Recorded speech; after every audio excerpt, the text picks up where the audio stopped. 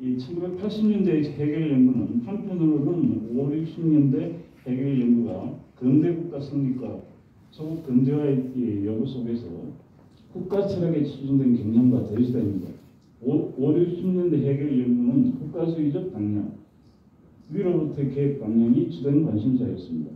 다른 한편 80년대 해결 연구는 막스를 지향하는 1920, 30년대 일제강점기의 해결 연구 경향과 일맥상통합니다. 그러니까 해결 철학의 한국적 수용은 1920, 30년대 막스주의 이론적 뿌리에 대한 관심, 5, 60년대에는 조국 근대화의 이념적 다툼 모색, 80년대 다시금 막스주의 이론적 뿌리에 대한 관심으로 연구의 지향이 돌고 돌았다고 볼 수 있습니다. 아마도 이른바 세계화 방법이라는 해결 철학에 내포된 이중성이 우리의 해결 수용사에서도 그대로 반복되었던 것이 아닌가 생각합니다. 아무튼 20세기 한반도 역사에서 해결 연구 논문이 가장 많이 생산됐던 시기가 8, 90년대가 아닌가 싶습니다. 저도 당시 사회철학 전공 연구자들과 마찬가지로 해결로 석사하고 막스로 박사 논문을 쓰려고 했습니다. 해결 철학이나 막스 철학이 저에게 긍정적으로 다가온 점은 여러 가지입니다. 그중 하나만 말하면 그동안 인간 실존의 궁극적 문제에 관심이 치중되었던 저의 사고 경향, 기질과 정반대의 측면을 각성시킨 점입니다. 주관주의적 편향성에 관한 한 막스주의의 처음만큼 강력한 비판을 한 적도 없다고 봅니다. 막스주의 객관주의적 경향과 관련하여 저는 막스주의 철학을 초변의식이라 부르고 싶습니다. 초변은 그도 여충주의 경계를 위해 그 일대를 감시하며 침입자를 막는 병사를 일컫는 군대의 용어입니다. 따라서 초변의식이란 내면 세계가 아니라 외부의 세계나 객관 세계의 동행에 촉각을 본드 세우며 경각심을 받는 의식 상태를 말합니다. 1980년대는 선후배들이 대마다 달리고 어떤 선배는 공부받아 정신병자가 되고 또 잘 알던 노동자가 분신하던 그런 시대였습니다.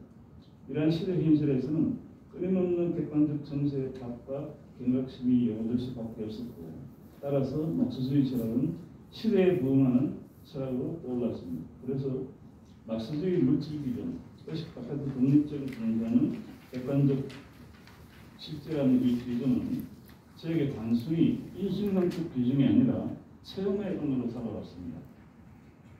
그러던 차에 90년대 초 밖으로는 현실 사회주의 국가가 몰락하고 개인적으로는 2, 3년 동안 거의 모든 일을 접을 정도로 큰 변을 얻게 되었습니다. 이후 사건은 이웃의 삶, 지적 권력에 큰 영향을 끼쳤습니다. 우선 막스 철학 연구에서 20세기 한국 지정사 연구로 연구 방향을 틀었습니다.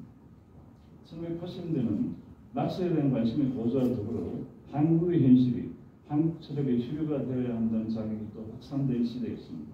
저 역시 80년대부터 한국 지정사에 관심을 가지고 있었습니다. 그런데 제가 막스 철학에서 한국 지정사로 연구 중심을 옮긴 것은 아무래도 90년대 초 현실 사회주의 국가의 몰락이 계기가 됐던 것 같습니다. 보다 구체적으로 말하면 사회주의 국가의 몰락으로 인한 많은 사람들의 사상 변화, 곧 전향이 계기가 됐다고 볼 수 있습니다. 차근적으로 말해 전향이란 사상의 변화, 곧 어떤 사람이 하나의 사상을 포기하고 다른 사상으로 옮겨가는 것을 뜻합니다. 전향은 자발적인 사상의 성장, 성숙이라는 긍정적 의미를 가질 수도 있습니다. 그러나 20세기 한반도의 경우 권력의 강제 혹은 현실의 급변이라는 외부 작용으로 인한 내적 사상의 변화를 규정하는 것이 더 타당하다고 봅니다. 그래서 우리의 경우 전향이라는 말에는 부정적 의미가 되어 있습니다. 개별적 전향이야 20세기 한반도 역사에서 내내 지속되어 왔지만 집단적 전향은 제가 볼 때 1937년 정일전쟁 이후 1948년 두 개의 정부설 직후 90년대 초 사회주의 몰락 이후 크게 세 가지가 아닌가 합니다. 세 가지 가운데 일제강점기와 사회주의 몰락 후의 비교 연구는 진보적 입장의 용어로 말하면 역사의 퇴행, 1930년대 80년이 현계입니다. 90년대 초 사회주의에서 자본주의로 전환합니다. 이런 역사의 태행이라는 공통점이 있기에 지정사적으로 매우 의미 있는 주제라고 생각합니다. 철학 1세대인 고현돈 선생님의 말입니다만 인간은 역사적 현실이라는 원 안에서 귀양살이를 하는 운명이고 특히 지식인은 역사적 현실에 대한 연자적 불책을 짊어져야 하는 운명이라는 말에 깊이 공감합니다. 너무 소극적이어서 이 말에 공감하지 않는 분도 있겠습니다. 그러나 저는 역사적 현실에 적극 기여한다는 것보다는 운명론적으로 다시 말해 존재론적으로 연루된 사회역사적 현실에서 저의 역사식, 정치의식을 가다듬는 역사의 거울로 지성사 공부의 매력을 느꼈습니다. 조금 전에 큰 병을 앓았다고 말씀드렸습니다. 이를 계기로 선불교 계통의 수행을 접하게 되었고 수행이 지닌 힘을 경험하게 되었습니다. 그래서 종교에 대한 관심이 새롭게 생겨났습니다. 그리고 새롭다는 말은 어린 시절부터 20대 초반까지 기독교와 불교에 큰 관심을 가졌기 때문입니다. 고등학교 때 교회와 불교 스쿨에 동시에 나가서 교회 친구들로부터 신앙심이 없다는 핀잔을 받은 적이 있습니다. 대학 가서 보니 기독교 학생회와 불교 학생회가 바로 옆에 붙어 있어서 안면 때문에 결국 아무데도 가입 못하고 말았습니다. 그러나 종교 서적은 개인적으로 계속 간간히 읽고 했습니다. 물론 80년대는 전혀 읽지 않았습니다. 그런데 90년대 초 선불교 수준을 계기로 다시 그 이전의 관심이 되살아났고 지금까지 지속되었습니다. 90년대 이후 지성사 공부와 종교 공부가 제 공부의 전부가 된 상황에서 철학 전공자이다 보니 종교 연구나 진짜 연구 결과를 실어줄 종교 및 철학 학술지는 없었고 그러다 보니 제도 학교와는 점차 멀어지게 되었습니다. 그런데 1990년대 중반부터 철학계에서 서양철학 수용소에 대한 관심이 일어났습니다. 10년 동안 일어났습니다. 그런데다가 변상 전공의 한전숙 교수께서 저에게 박성훈 정식을 같이 읽자는 제안도 왔습니다. 나아가 개그 몇 점인지는 잘 모르겠습니다만 몇 점인 계기로 해서 박사석에 한참 후에도 박사 논문 제출이 가능한 것으로 확실히 바뀌었습니다. 이렇게 연이은 외부 조건의 변화 힘이고 그동안 포기했던 학위를 늦게나마 받게 되었습니다. 통일문학 그 학위를 한 몇 년 후에 통일문학 연구단과 인연을 맺게 되어 지금 사적 관심과 이어지는 통일 연구를 10년 넘게 하는 행운을 얻게 되었고 또 연구단 여러 선생님들과 학생들분들을 만나게 되었습니다. 아마 제 삶에서 가장 많은 글을 쓴 시기가 지난 10년간이 아니었나 생각합니다. 연구단의 주제와 관련하여 여러 글들을 썼습니다. 여기서 그 주제를 개발하기보다 조금 전 진사적 관심과 이어지는 통일연구라는 표현을 썼는데 이와 관련하여 두 가지만 간단히 말씀드릴까 합니다. 저희 진사연구와 통일연구가 만나는 지점이기도 합니다. 우선 통일연구에서 좌우연합적 시각의 중요성입니다. 분단 후 극심한 5차례의 남북회담이 있었습니다. 1년 전 저는 실험기구로 5차례 회담에서 남북이 합의한 가치 지향을 크게 3가지로 파악하여 발표한 바가 있습니다.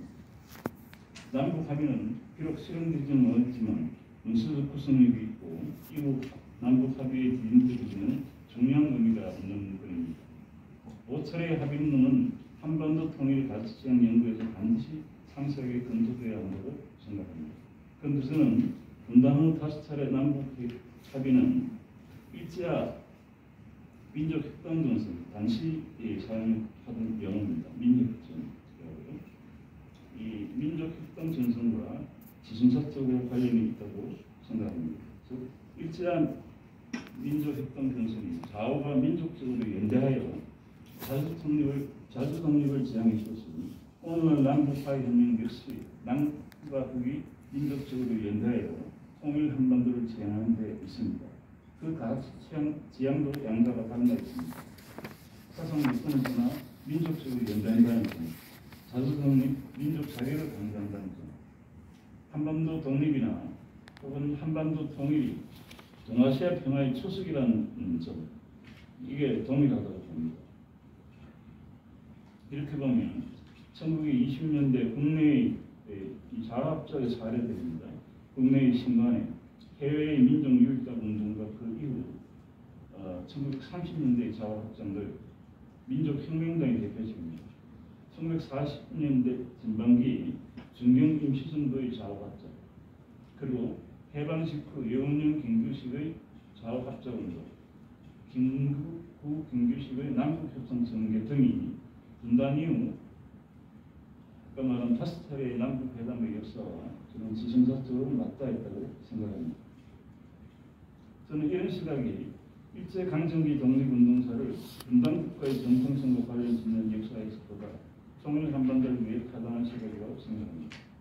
남북은 일제와 독립운동 중 어느 한 역사를 자기 체제의 정통성으로 삼고 대입해 왔습니다. 단적으로 말해 일전 격통성과 항일 무장투쟁이 각각 남북 정통성의 기반이 되어왔습니다. 그러나 4.5연합 특시가 달리 말해 전동선의 지역에서 보면 3.1운동, 임시정부, 항일 무장투쟁 등은 모두 우리 민족 공통의 역사이지 누가 독점할 성격이 아닙니다. 북한이 이 임시정부의 역사를 부정하고 폐매한다고 해서 그로부터 자유로운 것도 아니고 남이 임시정부 독통을 개선한다고 해서 이를 독점하는 것도 아니라고 생각합니다. 일제강점기 민족운동사 가운데 어느 한 사건을 부각시켜 분단 정권의 정통성을 기초로 삼으면 남북 분열과 접견함 생산된다고 생각합니다. 저는 좌우 연합 노선이 20세기 전반기에는 민족 독립을 위해 기획했고 20세기 후반 이후에는 통일을 위해 기획한다고 생각합니다. 다음으로 통일연구에서 보편적 가치의 중요성입니다. 저는 분단 상황 극복이 지금의 남북한보다 더 행복한 공동체, 남북 시민이 평화롭고 인권이 보장되는 방향성, 한반도 시민이 실질적으로 누려야 할 권리를 보장하고 확대하는 방향성을 진행해야 한다고 봅니다. 그런 의미에서 저는 민족의 혈연 언어의 동질성을 기반한 공동체라고만 이해하는 협소한 관점을 넘을 필요가 있다고 생각합니다. 저는 인권과 평화 등 보편적 가치가 해방 이후 외국에서 단순히 수입된 것이라는 일반적이고 일면적 견해에 관자입니다. 한민족이 겪은 20세기 역사 속에는 비록 제도화되지 못한 채 긴 시간 동안 외면되어 왔지만 유실되지 않고 지하수처럼 저류에 흐르는 보편적 가치의 개념들이 녹아 있다고 생각합니다. 달리 말해 우리 민족이 겪은 20세기 역사 속에는 일제와 민족차별, 전쟁, 반인권적 폭력 등 역사적 고통을 체험하면서 자유, 평등, 평화 등의 보편적 가치에 대한 절실한 연원들이 아로새겨져 있다고 생각합니다. 자유, 평등과 인권 그리고 평화의 가치는 20세기 우리의 역사에서 뿌리를 내려왔습니다. 저는 한반도 통일의 상은 비록 보편적 가치일지라도 외부에서 단순히 주어진 것이 아니라 민족의 역사에서 재체험되고 우리로서도 소화되어 뿌리박은 이상일 때, 즉 우리 자신의 역사적 기억과 체험에서 닦여지고 길러진 것일 때 대정적 고소를 지녔고 역사의 힘으로 작용한다고 믿습니다. 이와 관련해서는 시간을 기준으로 전통원과 전통투를 구분해 본 적이 있습니다. 전통원은 우리가 평상 말하는 전통, 그러니까 서구 근대의 제도와 사상이 들어오기 이전까지의 시기에 해당합니다. 전통투는 한국의 근현대사에서 한 세기 이상에 걸쳐 진행된 동서문명이 합리한 근대체험을 말합니다. 이는 서양 문물 수용 이전의 전통과 무언가는 다른 또 다른 의미에서 전통을 편성하고 있습니다.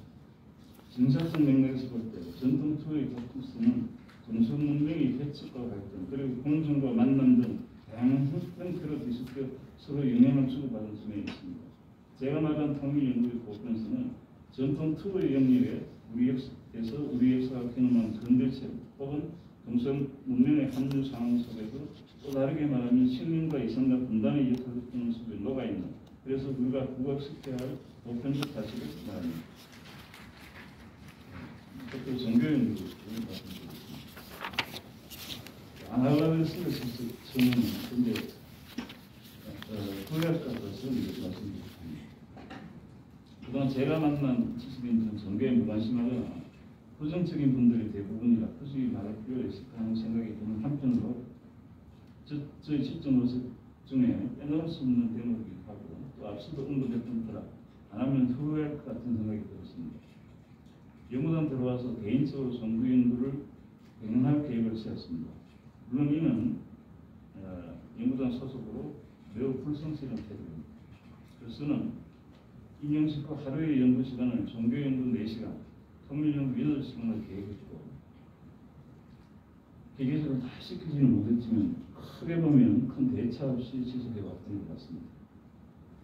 제가 새벽 4시 5시부터 공부한 것은 학생의 사명감이나 단순히 그 시간에 공부가 잘 되었으라기보다 사실은 이러한 저와의 약속 계획 등이었습니다. 만약 통일 연구에 대한 열정 때문에 오해한 분이 있다면 양해를 바랍니다. 그런데 종교 연구보다 종교 체험이 중요하다고도 합니다. 틀린 말로 볼 수는 없지만 저 개인적으로 개념 없는 생각은 위험하다고 생각합니다. 위태롭다고 생각합니다. 인문사회학적 지식이나 암묵이 없이 종교 체험을 절대화하여 복잡한 사회 현실을 단정적으로 파악하는 속칭 주변 도사들이 너무 많습니다.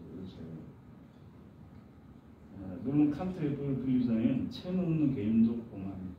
단순한 지식 정보에 불과하기 때문입니다. 예컨대 체험과 개념의 합치가 중요할 것입니다. 그럼에도 이제 개념적 파악을 표시하는 것은 그 개인의 기질이 작용했던 것 같습니다. 처음에는 기독교를 빨리 끝내고 불교 공부에 치중하려고 했으나 하다 보니 그렇게 되지 않았습니다. 10년 정도 기독교 공부를 하다 보니 그것저것 만족할 만큼 정리되었고 또 나름의 관점을 세우게 되었습니다. 이어서 퇴임 후에는 불교 공부에 진력을 합니다. 제가 종교에 관심을 갖게 된 것은 철학과 입학할 때의 문제의식과 관련이 있습니다. 아마도 당시 많은 학생들이 그랬을 텐데 철학과 입학할 때 저희 기대는 학문적 지식보다는 어떤 인생관적 진리, 실천적 진리에 대한 기대였습니다. 그러나 철학과 입학 후 실망만은 금할 수 없었고 실망이 나가면 일종의 배신감까지 느꼈습니다. 물론 이러한 감정은 저희 무지에서 비롯된 것임을 이고 알게 되었습니다. 암과 삶의 계기는 단순히 우연적이고 일시적 현상이 아니라 근대 학문의 성격과 밀접히 관련된 구조적인 현상을 나중에 알았다는 것입니다. 학문적 진리와 인성학적 진리의 괴리는 근대적으로 원리와 실정을 중시하는 근대 학문의 공통적 특징이며 따라서 훌륭한 학자가 훌륭한 인격자가 아닌 것을 알게 되었습니다. 그러나 대학에서 수행되는 이러한 근대적 학문과는 달리 우리 사회는 전통적 학문관이 여전히 대중적으로 영향을 미치고 있습니다. 전통적 학문관에서는 내면의 수양 및 사회적 실천은 철학학과 뗄 수 없는 것으로 인식되었고 특히 불교가 전래된 이후 내면의 수양은 모든 지식인들이 필수 동력으로 자리 잡았습니다. 오늘날 비록 이념과 제도의 차원에서 대전되기는 했지만 이러한 학문관은 우리의 문화적 풍토에 깊이 뿌리를 내리고 있습니다. 제가 일반화하는지는 몰라도 이런 인상학적 진리에 대한 각오는 아마 아직도 전통의 유산이 많이 남겨놓고 있으면서 급변해온 20세기 우리 사회에 사는 지식인들이라면 무엇이 저변에 이런 각오가 있지 않나 이렇게 생각을 합니다. 예컨대 제가 종교에 관심을 가지게 된 이유를 정리하면 다음 같이 말할 수가 있습니다. 인문학의 중요성을 강조하는 사람들은 인문학이 흔히 정신적 풍요로움과 건전한 가치관 형성에도 중요한 역할을 한다고 주장합니다. 긍정하고 싶습니다만 그러나 오늘 전문화된 현대 인문학이 과연 이런 주장을 감당할 수 있을지 개인적으로 배제입니다. 오늘날의 인문학은 상과의 유대인체 고도로 전문화되어 인간적 삶을 풍요롭게 하기는커녕 오히려 빈곤하게 만드는 것이 아닌가 역으로 생각해 볼수조차 있습니다. 인문학을 한다 하지만 만족감보다는 공감이 돼 이런 저 개인적인 경험이 일반화시킬 수는 없습니다만 알면 알수록 공해지기도 합니다. 저의 경우 결국 인성관적 진리에 대한 갈망이 제도권 철학이나 인문학에 머무르지 않고 저를 종교에 대한 관심으로 이끌지 않았나 생각합니다. 그러나 종교에 대한 관심이 있다고 해서 교회나 성당처럼 갈 생각은 없습니다. 개인적 영성을 받들어 추구하는 종교는 집단화, 제도화되는 순간부터 순수성을 상실하기 시작하여 영성을 키우고 있는 장애가 되기 마련입니다. 이런 일반적 이유뿐만 아니라 한국의 종교 현실에 대한 개인적 불만도 적잖이 있기 때문입니다. 저는 종교 연구를 통해 세 가지 시간 감각의 균형이 중요하다는 것을 깨달았습니다. 명명해보면 생애설적 시간, 사회적 시간, 초월적 시간입니다. 생애설적 시간은 각자 삶의 현장에서 노동하고 결혼하여 자식을 키우고 사는 등 일상적 삶의 감각을 말합니다. 그리고 사회적 시간은 내가 살고 있는 시대와 사회 현실에 관심을 갖고 비판하고 개입하는 삶의 감각을 말합니다. 초월적 시간 감각은 현상과 본질은 경이상학적 이분법의 맥락이 아니라 세상에 살되 세상 것이 되지 않는 삶의 감각을 말합니다. 일상적, 사회적, 사회역사적 세간에 처하되 정신 바짝 차리고 사는 삶, 시장 한복판에 살아도 시중 작전에 선물처럼 살지 않는 삶의 지향이라고 부인할 수도 있겠습니다. 저는 종교 연구를 하면서 이전에는 머리로만 알고 있던 서울적 시간 관계의 중요성을 점차 실감하게 되었습니다. 더불어 그동안 저희 삶이 너무 일상적 사회에서 시간 관계에만 매여 있다는 생각도 동반되었습니다. 일상생활이나 사회에서의 삶 속에 초월적 삶의 감각을 결합하는 훈련을 하게 되니 제 삶이 더 입체적이고 유의 있게 변하는 것도 경험했습니다. 그러나 저는 초월적 시간만은 감사하지는 않습니다. 어느 한 시간 감각에 무의식적으로 매몰되거든요. 또 의식적으로 어느 하나를 접근하는 데는 반대합니다. 이 세 가지는 균형과 소화가 이루어집니다. 왜냐하면 우리의 삶 자체가 그러하기 때문입니다. 육아의 산질 사상의 예를 빌려 말씀드린다면 인간은 땅의 존재도 아니고 하늘의 존재만도 아니기 때문입니다. 삶의 현장에서 각자의 방식으로 생계를 유지하는 땅의 존재에 의해서 동시에 삶의 의미와 가치를 묻는 하늘의 존재이기도 합니다. 각자가 놓인 삶의 현장에 따라 그 과정과 성격은 다르지만 삶의 의미와 방향성에 대한 고민은 인간이면 누구나 지니고 있습니다. 각자의 고민과 연마의 정도에 따라 삶의 현장과 삶의 방식은 계속 변화하거나 이동될 수 있을 뿐 인간이면 누구나 땅과 하늘의 유기적인 연관 속에서 살아가기 때문입니다. 점점 객관적인 측면 같아서 이 정도로 말씀드립니다.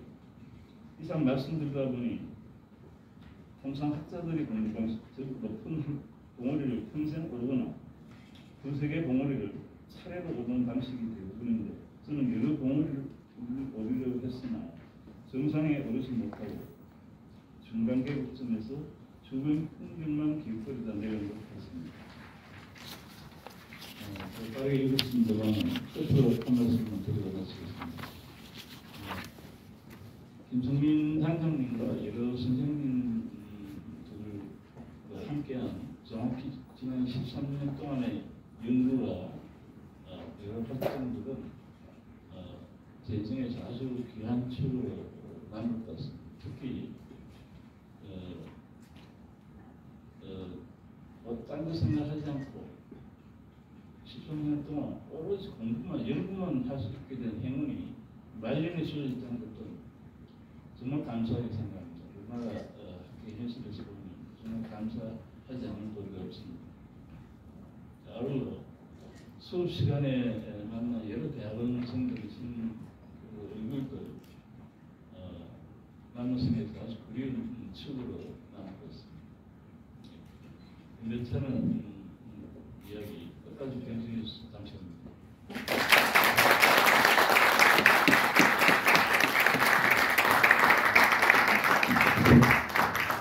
네, 30여 분 동안 특별 강연을 해주셨습니다만 평생